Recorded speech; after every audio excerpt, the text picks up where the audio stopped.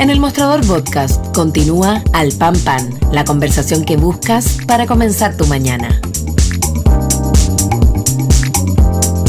Bien, en honor al tiempo, quiero pasar de inmediato a presentar a mi siguiente entrevistada, Javiera Parada, colaboradora asociada del Centro de Estudios Horizontal, coordinadora de Arte y Cultura del CEP, del Centro de Estudios Públicos, ex militante de RD y también ex vocera de Una que nos una en relación al proceso anterior constitucional. Javiera, ¿cómo estás? Gracias por este tiempo con nosotros. Buenos días, Mirna, un gusto conversar contigo y con todas las personas que nos están escuchando y viendo. Muchas gracias, Javiera. Tenemos mucho que hablar contigo, hay harto tema, sobre todo en todo lo que tú estás haciendo en materia de los 50 años, pero antes de eso, quiero partir con lo que dice relación con la contingencia. Tú fuiste parte de Revolución Democrática, incluso postulaste para ser presidenta de este partido, y lo primero, por cierto, es preguntarte, ¿cómo has visto la crisis por la cual está atravesando este partido neurálgico, además del Frente Amplio y del gobierno?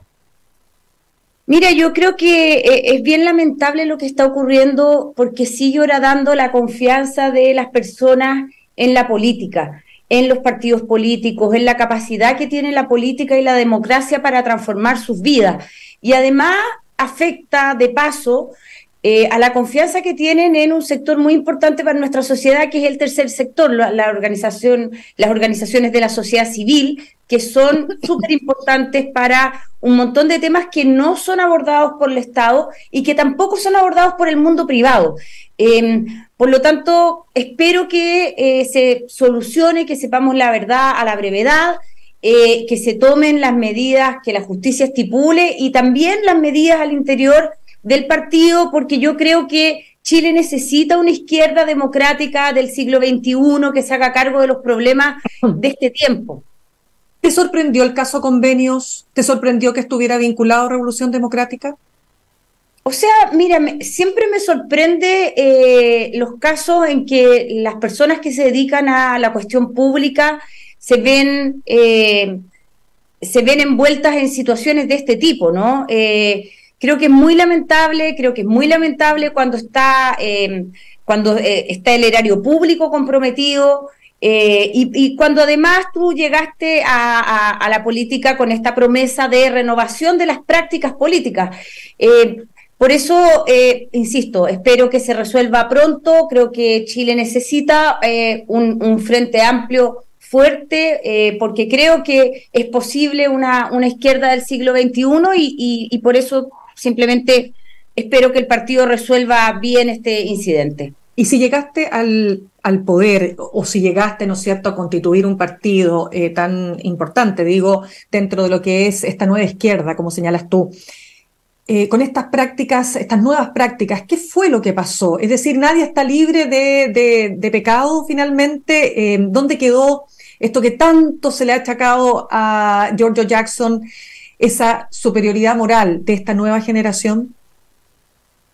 Mira, Mirna, yo de verdad creo que los problemas que tienen los partidos políticos son bastante más amplios que solo lo que estamos viendo hoy día en RD. Creo que los partidos políticos están al debe con la sociedad y creo que lo que sí esto muestra que la institucionalidad de los partidos es importante, que la diversidad en los partidos es importante, que cuando un sector controla todos los órganos del partido deja de existir la necesaria fiscalización y por lo tanto las alertas cuando hay cosas raras. Y también creo que es un problema cuando tu discurso político es simplemente que tú vas a ser pro, ¿no? Yo me imagino que es desde un mínimo que cualquier organización que se dedica a la cuestión pública no va a robar. Por lo tanto, eso me parece básico, seas de izquierda, de derecha, antiguo o nuevo. Por lo tanto, insisto, creo que aquí es importante que sepamos qué ocurrió, que el Estado actúe, que quienes son responsables paguen por sus responsabilidades, pero que además se haga una reflexión al interior del partido de cómo fortalecer su institucionalidad para evitar que casos como este vuelvan a pasar. ¿Has pensado, como han dicho algunos senadores socialistas, te hablo particularmente del senador Fidel Espinosa, pero también desde otra, digamos en el mismo sentido, el senador Juan Luis Castro, respecto de que aquí hubo una concertación, un modelo de financiamiento con recursos del Estado? Lo sugirió también, ojo, el senador José Miguel Insulza.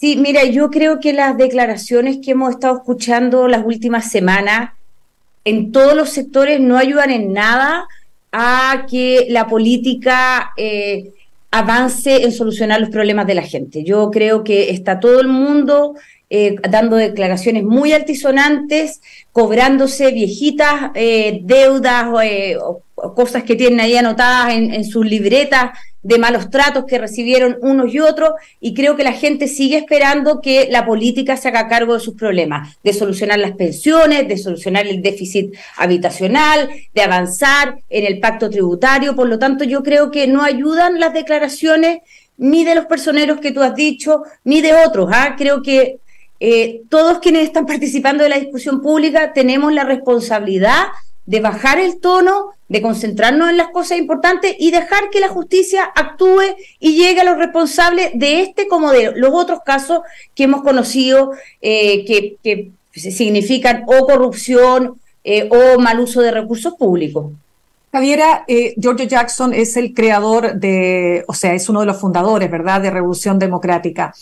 ¿Cómo lo has visto? ¿Cómo ves las críticas que hay sobre él? ¿Te parecen correctas? ¿Te parecen destempladas? ¿Cómo te explicas, Javiera, el encono que él genera en determinados sectores? Mira, yo la verdad es que creo que te insisto, creo que hay un ambiente en el cual se está personalizando, para contestar tu pregunta, en Giorgio Jackson una cantidad de cosas que no tienen que ver simplemente con su gestión y con este problema. Y creo que los actores políticos tenemos la responsabilidad de concentrarnos en las cuestiones importantes. Yo me fui de Revolución Democrática el año 2019, hay una carta pública, ahí están todas mis opiniones sobre lo que pensé de ese partido, y lo único que puedo decir, porque creo, insisto, que Chile necesita una izquierda democrática que no sea deudora de los dolores y de los traumas del siglo XX y que se haga cargo de los problemas del siglo XXI, que Revolución Democrática y todos sus dirigentes solucionen este problema, porque no le hace bien a Chile, no le hace bien a Chile que la discusión sea sobre personas o sobre este tipo de casos. Discutamos en cómo nos abocamos a resolver los problemas urgentes que tenemos y cómo afrontamos las enormes también oportunidades que tiene Chile en estos momentos. Creo que la gente está esperando que los partidos políticos dejen de dedicarse a discutir entre ellos y que nos dediquemos a discutir la sociedad civil, el sector privado y la política, de cómo como país retomamos la senda al desarrollo, cómo solucionamos nuestros problemas abiertos hace 50 años, cómo resolvemos el problema constitucional que tenemos, los problemas de seguridad. Eso es lo que a mí me pasa cuando veo estas peleas entre políticos que creo que no son lo que le interesan a la gente. Y solo para cerrar este punto y para poder avanzar también en la entrevista, Javiera, y esta pelea, porque ya a esta altura es una pelea a través de los medios, entre el propio presidente Gabriel Boric y el presidente de la UDI, Javier Macaya, ¿a quién favorece, dirías tú? Yo de verdad les hago un llamado al presidente de la República, al presidente de la UDI, a los senadores socialistas, a que retomemos la discusión y la conversación sobre lo importante. En particular, el presidente de la UDI, Javier Macaya, creo que el último año ha tenido un desempeño con una vocación de diálogo muy importante. Creo que fue protagonista del acuerdo constitucional que habilitó esta tercera etapa del proceso constituyente. Creo que incluso fue capaz de oponerse a los suyos en momentos en que podría haber dicho no sigamos con el proceso constituyente. Yo espero volver a ver a ese Javier Macaya, porque creo que le hace bien a Chile ese tipo de liderazgo. Vamos entonces con el proceso constituyente. Tú fuiste parte, ¿no es cierto?, de esta, no sé cómo llamarlo, agrupación, ¿no es cierto?, que manifestó su rechazo a la Constitución desde la perspectiva de una Constitución que realmente los uniera, bajo el eslogan, más bien dicho, una que nos una.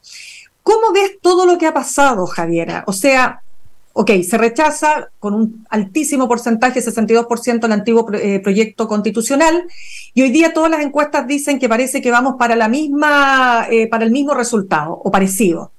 ¿Qué pasó? ¿Cómo te lo explicas?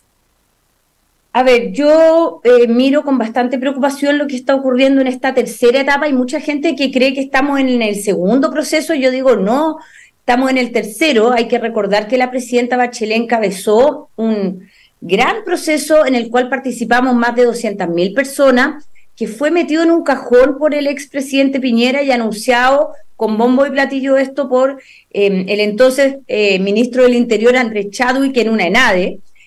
Luego tuvimos el segundo de la Convención Constitucional, que por varios motivos terminó teniendo un texto rechazado por la gran mayoría de las chilenas y los chilenos, y estamos entonces en un tercer proceso que yo entiendo que para mucha gente es muy cansador, ¿no?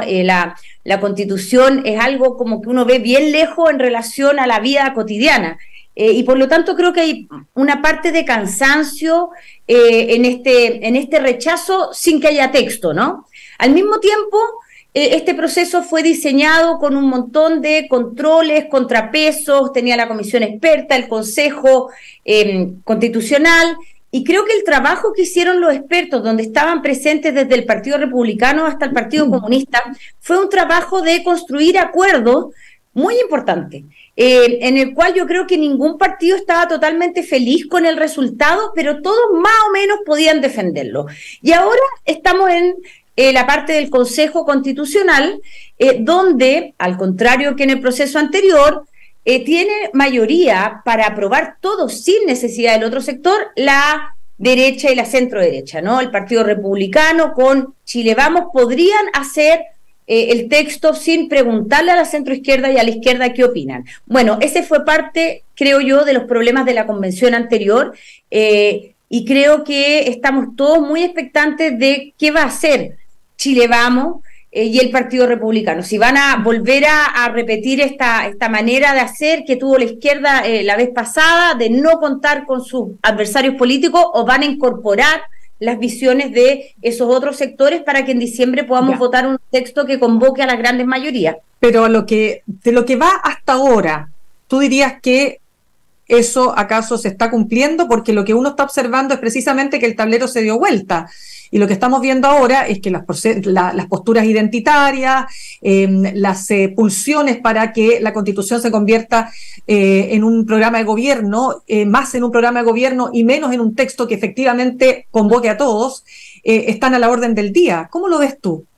Sí, yo creo que tú das en un clavo en esta pregunta, Mirna, porque la pregunta es, ¿qué es un texto constitucional? Y como tú bien dices, una constitución básicamente es la distribución, es la organización del poder dentro del Estado, ¿no? Los controles, los contrapesos que van a tener un poder con el otro, cómo colabora el poder legislativo con el poder ejecutivo, cómo se organiza los partidos políticos, la forma de Estado, y por supuesto un catálogo de derechos que acordamos en el acuerdo que se hizo para habilitar este proceso, que van a ser los que van a formar lo que es un Estado democrático de derecho, que ese es un acuerdo transversal de la política chilena, ¿no? Entonces yo creo que, claro, ahora vimos la presentación de las enmiendas, que parece que los sectores de derecha hicieron una apuesta por identitariamente mostrar lo que ellos querían, incluso presentando enmiendas que se escapan al ámbito constitucional, como bajar impuestos, liberar a presos de Punta Peuco, cuestiones que por un lado yo encuentro inmorales, pero además que no son del ámbito constitucional, que son del ámbito de la deliberación democrática. Yo espero que Chile Vamos juegue un rol moderador, de pivote en esto, y que logre llevar el proceso a estar concentrado en las partes importantes de la Constitución, que, como digo, es la organización del poder, en el sistema político, que también era un déficit del texto que entregó la Convención, y que creo que es uno de los grandes problemas para que hoy día la política no esté solucionando los problemas de la gente y llevemos 12 años hablando de la reforma de pensiones. Sí, pero ¿tienes esperanza que eso realmente ocurra? Porque te insisto, o sea, si bien es cierto, Chile Vamos no está aprobando todas las enmiendas propuestas por los republicanos, sí aspectos que pareciera ser que son esenciales para ellos, entre otros, por supuesto, la libertad de elección, algunos dicen la constitucionalización de las ISAPRE, la posibilidad, por ejemplo, que hoy día no puede haber una reforma a las pensiones que establezca solidaridad si tú dejas establecido en la Constitución que todos los fondos tienen que ir a una cuenta individual. En fin, o sea, una serie de aspectos que cierran y que le ponen un cerrojo a cualquier otra posibilidad, te insisto, de cambio. Entonces, ¿eres optimista más bien? ¿Prefieres ser cauta respecto de lo que aquí va a salir? A ver, primero, la vida me ha ido enseñando a ser cauta porque bueno, yo que soy una optimista por naturaleza, la verdad es que la política ofrece muchas oportunidades para frustrarse. Pero para quienes han seguido el tema constitucional, yo llevo más de 10 años trabajando para cambiar la Constitución. El año 2013, cuando iniciamos la campaña Marca tu Voto, estábamos muy lejos de conseguirlo. Incluso sectores de la centroizquierda no estaban convencidos de la necesidad del cambio constitucional. Por algo el proceso de la presidenta Bachelet tuvo muchos problemas en ser llevados a cabo dentro de la nueva mayoría también. O sea, no era solo la derecha la que se oponía. Y por lo tanto este ha sido un camino largo y difícil. Así que creo que no es el momento de dar por perdida esta posibilidad. Yo de verdad espero que Chile Vamos tenga la suficiente responsabilidad para conducir este proceso. Ellos hoy día están al centro del proceso, quedaron entre el Partido Republicano y las fuerzas del oficialismo. Ayer leí una entrevista a Pilar Cuevas, que es la presidenta o la jefa de la bancada de Renovación Nacional y Evópoli, en la segunda, que me pareció que iba en esta dirección, y como tú, espero que el texto que se proponga no constitucionalice cuestiones que deberían ser de la política pública, que es lo que pasa, por cierto, con el actual texto que tenemos. Espero que sea un texto en el cual quienes crean que debe haber un sistema privado como parte fundamental del sistema público de salud, pueda hacerse, y quienes quieran fortalecer el sistema público estatal también lo puedan hacer. En definitiva, que gobiernos de derecha e izquierda puedan hacer sus políticas públicas sin que sean inconstitucionales. Y bueno, veremos si Chile Vamos tiene la fortaleza para hacer esto, porque hoy día son ellos quienes tienen la manija para conseguir esta constitución, que sea una constitución que deje de dividirnos, como es la constitución actual. Vamos ahora al tema que también te ha tenido bien ocupada, que tiene que ver con los 50 años. Javiera, tú fuiste parte de una familia que fue brutalmente víctima de las violaciones a los derechos humanos. Para los que no saben, ¿no es cierto?, tú eres hija de Manuel Parada, uno de los degollados del caso 1985 a manos de la Dipolcar de Carabineros. Un hecho terrible, me acuerdo perfectamente, tú eras muy chiquitita, yo siempre tengo en la imagen, la memoria, tu cara, cuando se produce el funeral de tu padre, terrible. O sea, mira, lo digo yo porque yo sé que tú ya lo has hablado muchas veces y no te quiero llevar nuevamente a revivir, es un hecho tan doloroso para tu familia. Pero quiero preguntarte, desde ese punto de vista, ¿cómo sientes, cómo te llega el que hoy día haya personas como el mismo diputado Jorge Alessandri, que dijo, yo reivindico el golpe de Estado, y que hay personas que digan que los hechos ocurridos antes de ese día 11 de septiembre explican y justifican ese acto, el golpe de Estado? Sí, mira, lo primero, creo que esta fecha de conmemoración de los 50 años es una fecha que como país deberíamos tomar para reflexionar sobre los peligros de perder la democracia, ¿no? Hoy día en el mundo hay una crisis de la democracia, hay muchos gobiernos autoritarios que han llegado vía democrática al poder y que van terminando con ciertas condiciones que requieren los países para ser países democráticos, y por lo tanto creo que es una buena ocasión para darnos cuenta que la democracia hay que cuidarla todos los días, porque cuando se pierde se violan los derechos humanos de sectores de la población.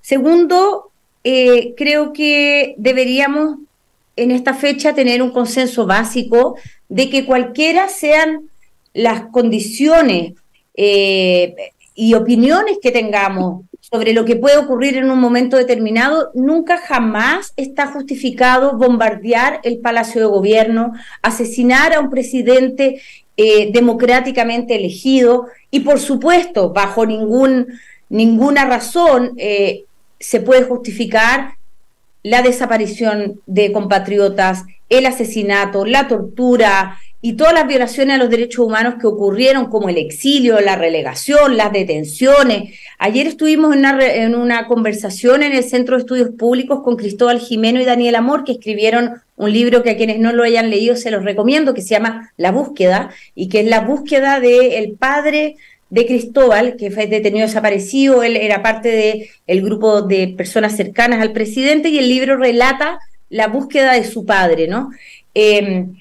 Y hablábamos de la cantidad, por ejemplo, de jóvenes, de menores de 18 años que fueron detenidos y torturados. Las cifras del informe Valech y del informe Rettig son sobrecogedoras.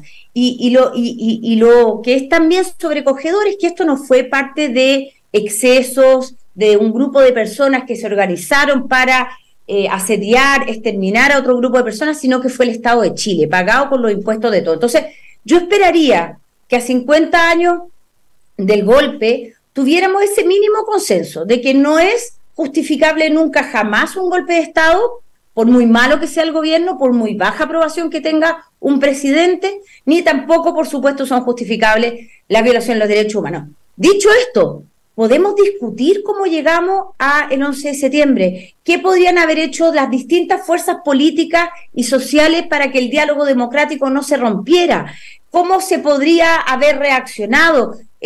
Hay mucho que conversar para aprender, para no volver a repetir algo así, pero eso no quita que sea injustificable romper nuestra institucionalidad y, por supuesto, los derechos de cada una de las personas que vivimos en este país. Javiera, tú dijiste asesinar a un presidente. No sé si te estás refiriendo a Salvador Allende. Para ti, él fue asesinado, él no se suicidó. No, perdón. Sí, no, sí sé que se suicidó. No, te lo pregunto. No, porque hay una... te lo planteo porque hay ciertas líneas de investigación que han llegado a sugerir que él no se suicidó. Por eso te pregunto. No. Me refería al bombardeo a la Moneda, pero además creo, y por eso te decía que es una fecha para que nos demos cuenta de que hay que cuidar la democracia. Porque creo que la democracia es una convicción que uno tiene que tener, esté en la oposición o esté en el gobierno. Creo que también los últimos años hemos visto en distintos sectores la tentación de saltarnos la institucionalidad porque el gobierno lo está haciendo muy mal, porque tiene un 6% de aprobación, y he visto esa pulsión antidemocrática en sectores transversales. O sea, igual que hay algunos que hoy día reivindican el golpe de Estado porque creen que salvaron a Chile de una dictadura comunista que venía.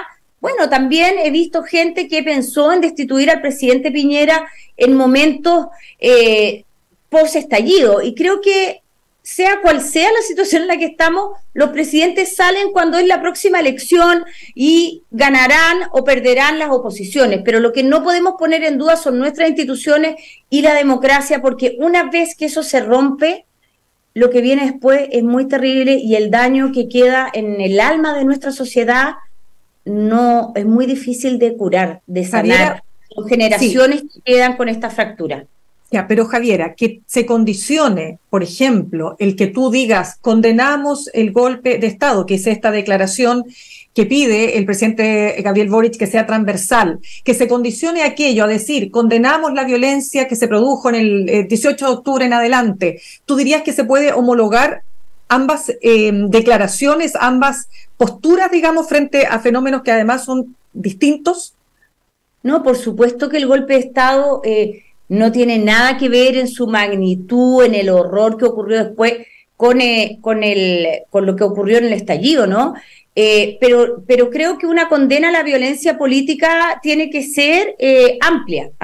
Ahora, lo que yo sí creo es que un acuerdo como el que ha invitado el presidente, que me parece muy importante hacer, no se hace por la prensa, no se hace con anuncios. Los acuerdos se construyen conversando y cuando están listos se anuncian, por lo que yo espero que ese tropiezo de cómo se hizo ese llamado sea superado, porque sí creo que es importante que nuestra generación política se comprometa a defender la democracia a todo evento y a defender los derechos humanos a todo evento y en todo lugar. No son buenas las dictaduras ni en nuestro país ni en ningún otro país, y creo que en eso todas las fuerzas políticas deberían estar disponibles para firmarlo. Pero insisto, eso no se hace por la prensa haciendo convocatorias, sino que se hace en reuniones, trabajando, y se anuncia cuando está listo. Así que espero de verdad, de todo corazón, que ese impasse en cómo fue anunciada esa intención no sea un impedimento para que logremos llegar a ese acuerdo por la democracia y por los derechos humanos, que creo que hoy día es más necesario que nunca. Claro, al menos lo que se ha visto hasta ahora, la oposición no está disponible para firmar esa declaración, Javiera. Es que yo insisto, Mirna, creo que los acuerdos no se construyen anunciándolos por la prensa, creo que los acuerdos se construyen conversando. Yo creo que hay generaciones políticas que se han dado cuenta de que no hay nada que justifique un golpe de Estado y que las violaciones a los derechos humanos no son justificables, y yo por eso hago un llamado a todos los actores a bajar el volumen, la estridencia de la conversación política y abocarnos a las cuestiones importantes. Yo estoy segura que ese acuerdo es posible firmar. De hecho, si logramos tener una nueva constitución, creo que es parte de un compromiso con la democracia para el siglo XXI. Pero eso no se hace gritando ni por los medios, se hace conversando y escuchándonos. Ya, Javiera Parada, se nos acabó el tiempo, te agradezco lo que hemos podido conversar acá, ¿verdad? Tu experiencia también política y que ha cruzado también distintas áreas. Gracias por estar con nosotros esta mañana. Muchas gracias, Mirna, y aprovecho a todos quienes nos están escuchando, invitarlos mañana al Centro de Estudios Públicos a las 6:30 de la tarde. Terminamos un ciclo dedicado al cine francés de la Nouvelle Vague. Vamos a dar la última película, que se llama Las señoritas de Rochefort. Va a estar René Naranjo, que nos ha acompañado hablando de la Nouvelle Vague, de la película que hizo Catherine Deneuve con su hermana. Así que todos invitados a las 6:30 de la tarde, mañana jueves, al CEP, a la última sesión de Relatos de Juventud Nouvelle Vague. Chao. Ya, pues, gracias, que estés muy bien. Cuídate. Saludamos a esta hora a nuestros auspiciadores. Copebuchi Inversiones te ayuda a cumplir tus metas desde 1.500 pesos y con una comisión que se acomoda a tu bolsillo. 100% digital, fácil de usar, te acompaña y con el completo control de tus fondos. Copebuch.cl, el sitio donde todos pueden invertir. Y Universidad Central, 40 años formando personas. Ven a vivir la experiencia USEN para los que buscan avanzar. Posgrados USEN, acreditada y adscrita, gratuidad. Conoce más en posgradosusen.cl. Nos despedimos, tengo que darles el pase, ¿no es cierto?, para el siguiente programa de Fran Castillo, Juntos y Revueltos, y nos reencontramos mañana a las 8 en punto, aquí en Alpampan, en el mostrador.cl. Que tengan un buen día. Copebuch Inversiones, el sitio donde todos pueden invertir, y Universidad Central, 40 años formando personas, presentaron Alpampan en el Mostrador Podcast.